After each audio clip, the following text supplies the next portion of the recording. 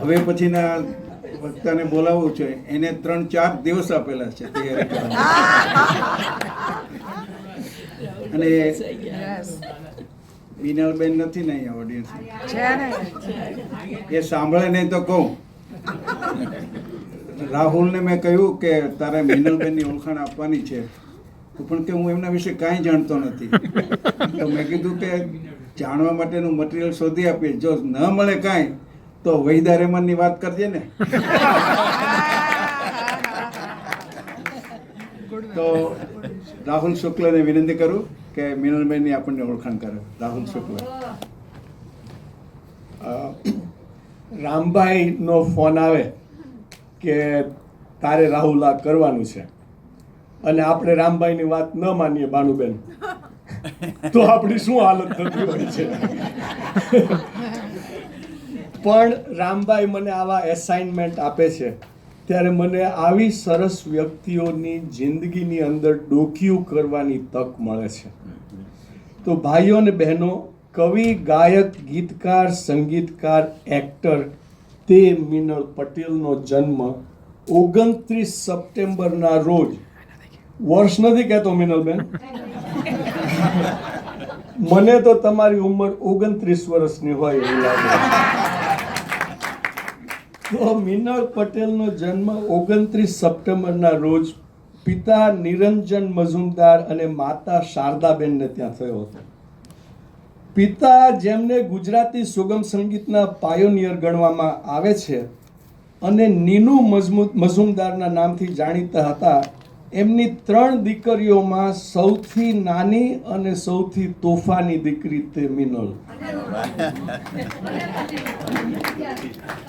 મિનળબેન નાનપણથી જ ખૂબ તેજસ્વી, ભણવામાં પહેલો કે બીજો નંબર આવે, 4થા ધોરણમાં 4થો નંબર આવ્યો. તો સ્કૂલથી ઘર સુધી ભેંકડો તાણતા તાણતા ચાલ્યા હતા. નાનપણમાં એમને ડોક્ટર થવું હતું, પછી વિચાર બદલ્યો અને થયું કે લેખક થવાનું નક્કી કરવું. પછી વિચાર બદલ્યો, ડાન્સર થવું છે. પછી વિચાર બદલ્યો, સિંગર થવા નક્કી કર્યું. પણ એ બધાને બદલે થિયેટરના તખ્તે મશહૂર અને સફળ એક્ટર બની ગયા અને જે ગુજરાતી, મરાઠી, હિન્દી અને અંગ્રેજી તખ્તા પર, ટીવી પર, ફિલ્મમાં 50થી વધુ વર્ષોથી એક સંવેદનશીલ અભિનેત્રી તરીકે ખૂબ જાણીતા છે, તે મિનળ પટેલનો પરિચય આપવાનું કામ રામભાઈ તમે મને સોંપ્યું, તે મારા માટે આનંદની વાત છે. મિનળબેન એક ઇન્ટરવ્યુમાં કહે છે કે હું જન્મી ત્યારે એટલી ગોરી હતી કે મોટા બેન રાજુલબેન મને કહેતા કે તું દહીંના ફોદા જેવી લાગે છે. પણ મિનળબેન, અમારા પ્રિય લેખિકા અને રંગીન મિજાજી સુચિબેન વ્યાસે તમારું વર્ણન કરતા ગઈકાલે મને કહ્યું, એમના શબ્દો છે,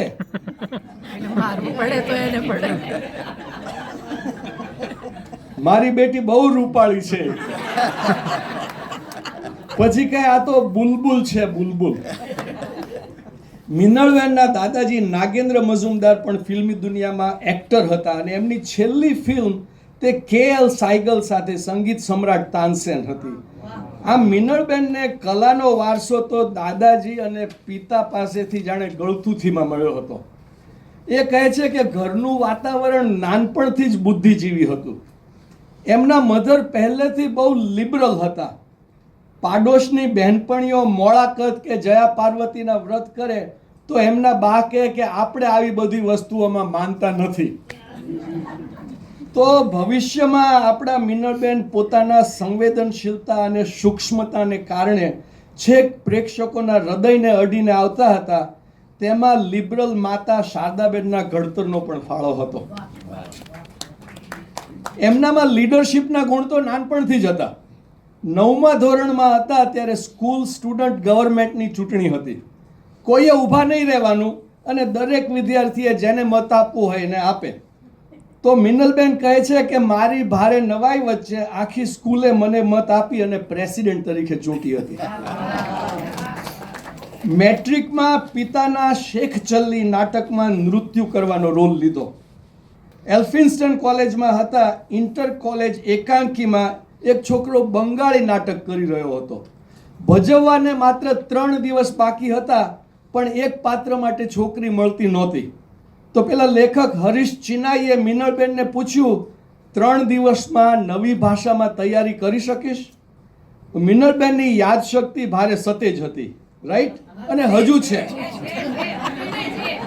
તો 3 દિવસમાં બંગાળી સંવાદો શીખીને નાટક ભજવ્યું, જેમાં પ્રેક્ષકોમાં ઋષિ મુખર્જી હાજર હતા. ભણ્યા પછી નાટકની કારકિર્દી કેવી રીતના શરૂ થઈ તેની પણ એક રસિક વાત છે. પોતે નોકરી શોધતા હતા, પણ એ વખતે તમે ક્રિકેટ કે એવી પ્રવૃત્તિમાં ભાગ લો તો બેંકમાં નોકરી ઝડપથી મળી જાય. તો એકવાર રસ્તામાં નાટ્ય કલાકાર હિંમત જોશી મળ્યા, જે સ્ટેટ બેંક ઓફ ઇન્ડિયામાં કામ કરતા હતા.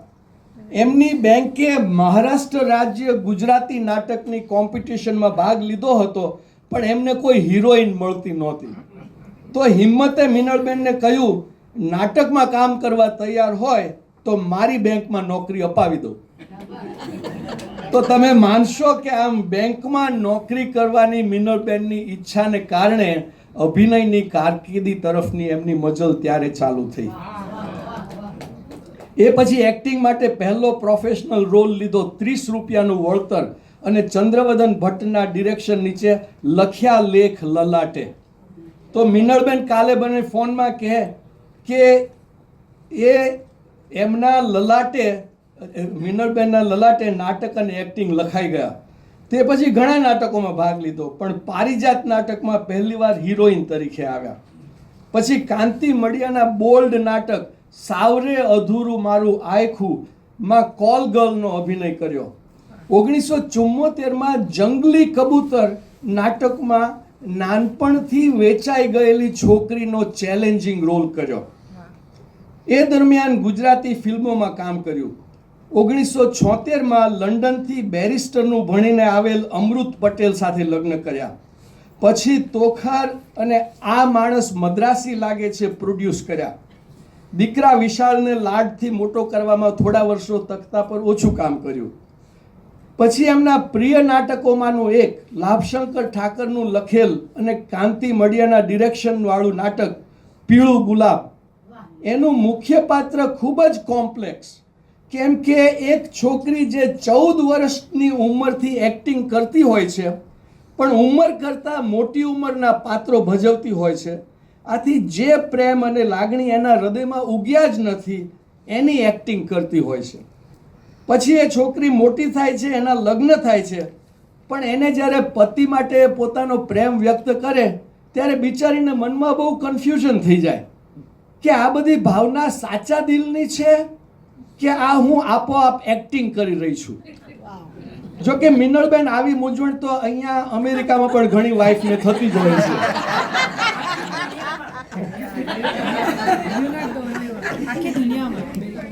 પણ તમે એ પાત્ર એવી સૂક્ષ્મતાથી ભજવ્યું કે લાભશંકર ઠાકરે એકવાર તમારો આભાર માનતા કહ્યું કે જે પાત્ર મારા મનમાં હતું મિનળ તે આબાદ જીવતું કર્યું છે.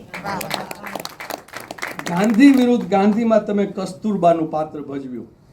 પછી તો હિન્દી ઇંગ્લિશ એમ ઘણા રોલ કર્યા. હાય મેરા દિલ, ચંપાકલી, અમજાદ ખાન જોડે છૂમ છૂમ કરતી આઈ ચીડિયા, મધુરાઈના કુમારની અગાશીનો હિન્દી વર્ઝન નીલા કમરામાં પાત્ર ભજવ્યું. એક પ્રયોગાત્મક નાટક, એનું નામ હતું અત્યારે, તેમાં પાત્રો ઓડિયન્સ વચ્ચે બેસે, પછી પાત્રો ઊભા થઈને જાણે સ્વગત બોલતા હોય તેમ બોલવા લાગે. તમે બાર એટેન્ડરનું પાત્ર ભજવ્યું હતું. એ મારી ભૂલ થઈ.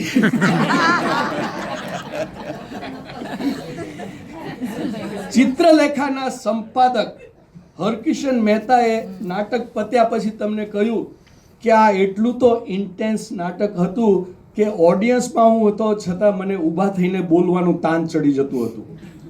એક ઓસ્ટ્રેલિયન ડિરેક્ટર ઓડિયન્સમાં હતા. એણે તમારી એક્ટિંગ અંગે કહ્યું, I did not need to know the language, I was feeling what she was feeling. અને તમારી એક્ટિંગને એણે ઇંગ્રિડ બર્ગમેનની એક્ટિંગ સાથે સરખાવી હતી. તમે 2006માં ડેનિશ ફિલ્મ આફ્ટર ધ વેડિંગમાં કામ કર્યું. તે ફિલ્મ ફોરેન ફિલ્મ કેટેગરીમાં એકેડેમી એવોર્ડ માટે 2007માં નોમિનેટ થઈ હતી. તમારી ઘણી બધી ટીવી સિરિયલ છે, તેમાંની અમુક તે હાર જીત, મુક્તિ બંધન અને બસેરા. તમે 6 વર્ષ સેન્સર બોર્ડમાં સેવા આપી છે અને આથી જે સીન કપાઈ ગયા એ બધા તમે જોયેલા છે.